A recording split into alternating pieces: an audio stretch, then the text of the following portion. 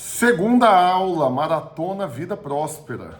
Hoje, nessa próxima aula agora, você vai ser realmente confrontado. Se prepara, porque não tem como ter uma vida próspera com a ausência de algumas coisas que são primordiais.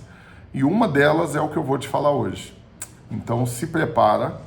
Não saia da aula antes dela terminar, não rejeite fazer o desafio dessa aula, porque eu estou te preparando, estou te ensinando, estou te instruindo para que você viva, desfrute essa vida que Deus sonhou para você. Então se prepara aí, aperta os cintos e vamos decolar. O que é o tema da nossa aula hoje? Qual é a vida que você acha que Deus quer que você viva? É uma vida rasgada, remendada ou transformada? Qual é a vida? Uma vida rasgada, remendada ou transformada? Você sabe, muita gente, ele já viveu muitos anos. Ele tem muita história para contar. Talvez você está aqui me assistindo, você tem uma bagagem, uma história, um currículo. E aí, por conta disso, pode ser que você não está agora acreditando que ainda tem coisas boas para você viver. Porque você fala, já vivi tanta coisa, já tenho tantos acontecimentos na minha história, tanta gente que passou pela minha vida, eu já fiz tanta coisa, já errei tanto, E aí, por conta disso, você perde a fé no que está por vir. Mas você sabe o que mais rouba a sua fé para acreditar numa vida abençoada daqui para frente? Eu vou te falar, você precisa depositar crédito no que você está ouvindo. É literalmente a ausência do perdão. Quando você não sabe o quanto você é perdoado por Deus, você não acredita que Ele quer te abençoar. Quando você não consegue realmente crer no quanto você é perdoado, você não consegue crer também que o Senhor tem favor sobre sua vida. Então você acha que as coisas vão dar errado porque você merece que elas deem errado. As coisas não prosperam, não multiplicam, não avançam na sua vida por causa das coisas erradas que você fez. Então a ausência da revelação do perdão te impede de viver uma vida próspera.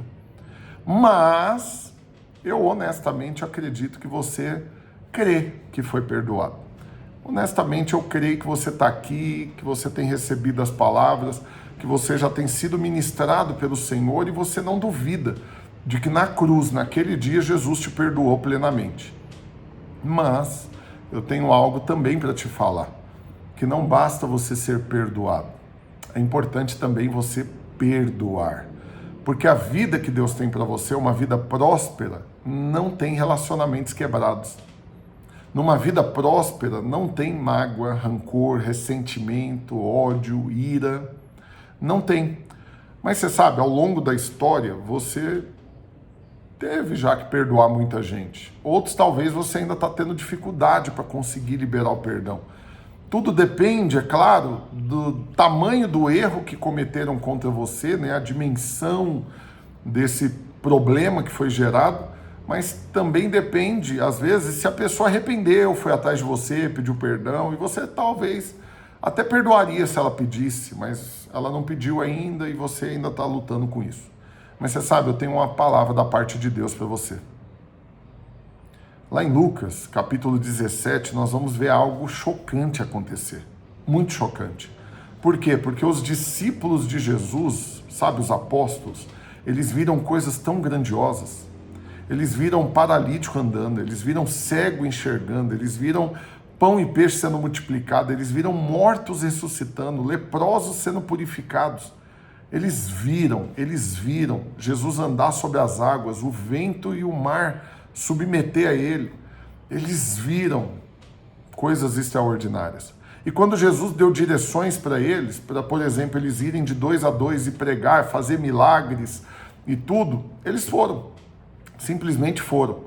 Eles viram e fizeram muitas coisas.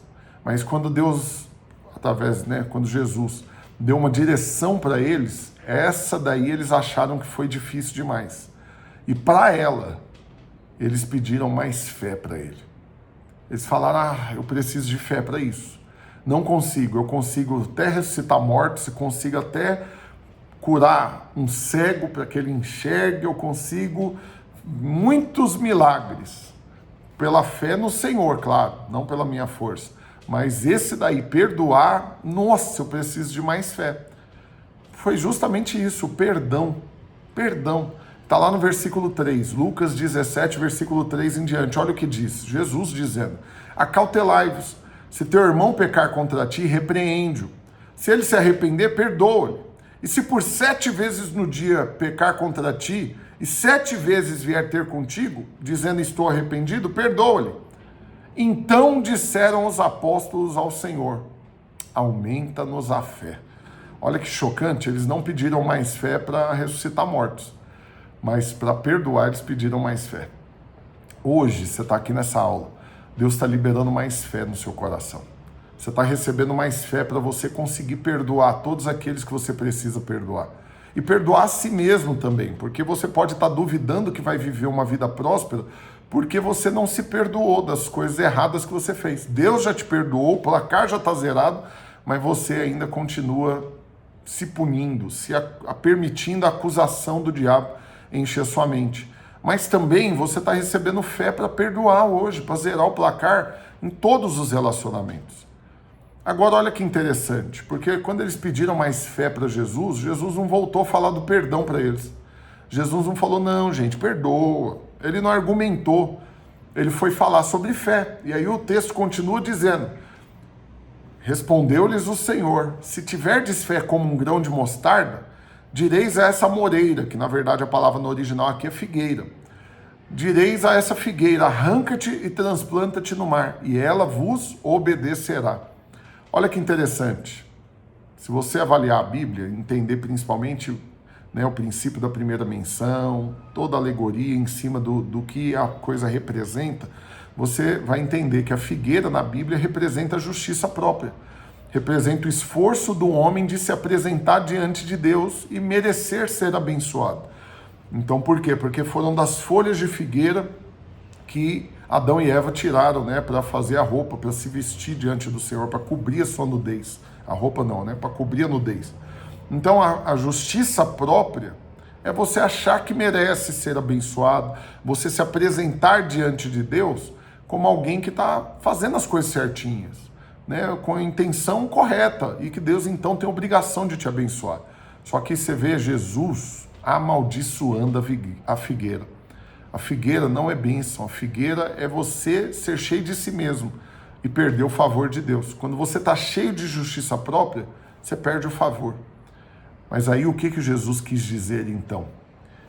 Que quando você então perdoa, você recebe fé e autoridade para remover toda a justiça própria da sua vida. E com isso, ampliar o favor do Senhor sobre você. Como que você vai viver uma vida próspera numa vida destruída, com relacionamentos destruídos? O Senhor quer restaurá-los hoje. Ah, pastor, mas a pessoa já até morreu. Ou está distante, não tem jeito de restaurar. Não estou falando de voltar a viver junto. Estou falando de no seu coração hoje, você receber fé para perdoar e arrancar a justiça própria, para que então o favor seja multiplicado na sua vida. Agora é importante você entender que a clareza do perdão é o que permite você desfrutar de dias ainda melhores, da bênção, do favor de Deus. Mas tem muito perdão na sua vida, mas muito mesmo. E não é só o do Senhor. Você tem que ter clareza que foi perdoado por Ele, porque é essa clareza que vai colocar você para crer em tudo aquilo que Ele quer fazer por você. Mas você também tem que entender que não só foi o Senhor quem te perdoou. Todo mundo que está perto de você, de alguma forma, em algum momento, já também teve que te perdoar. Você é muito perdoado. Perdoado pelo Senhor e perdoado por todos que estão ao seu redor. Agora, todos que estão perto de você, com certeza já tiveram que perdoar você por algo. Então, perdoa também. Perdoa porque você foi perdoado pelo Senhor, perdoa porque você foi perdoado por essas pessoas, perdoa porque isso faz parte da sua nova natureza, perdoa, aceita esse desafio ligado à aula de hoje.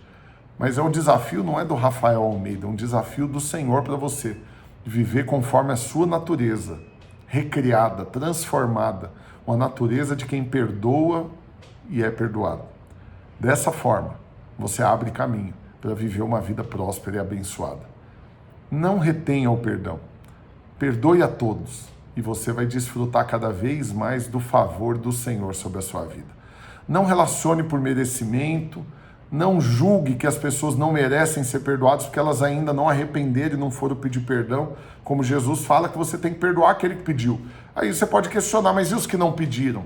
Você vai perdoar assim como você também já foi perdoado sem ter pedido. Porque Deus não mandou Jesus morrer por você no dia que você se arrependeu dos seus pecados. Não, Jesus veio quando ninguém estava arrependido. Você nem nascido tinha. E aí ele veio, pagou a conta, perdoou. E enquanto estava apanhando, nenhum dos soldados que bateram, os fariseus que prenderam, estava pedindo perdão. Quem estava crucificando ele não estava arrependido. Mas a única coisa que saía da boca dele, quando ele abria a boca para falar algo, era: Pai, perdoa-lhes, eles não sabem o que fazem. Você sabe, eles não estavam arrependidos e receberam o perdão. Da mesma forma, você vai perdoar todos que estão perto de você, que de alguma maneira precisam ser perdoados por você. E o desafio hoje você já entendeu qual que é: viver o perdão pleno. Saber que é perdoado pelo Senhor, que é perdoado por todos, mas viver também uma vida de quem perdoa. E com isso você vai abrir caminho para essa vida próspera que Deus tem para você. Não retenha o perdão. Mergulhe nele. Saiba o quanto você é perdoado pelo Senhor e pelas pessoas. E libere hoje também o perdão sobre todos. E você vai ganhar autoridade para remover toda a justiça própria, todo o merecimento e ampliar ainda mais o favor do Senhor que está sobre a sua vida. Que Deus te abençoe, que você faça o desafio e desfrute da recompensa que você vai receber junto com Ele. Fica na paz e até a próxima aula.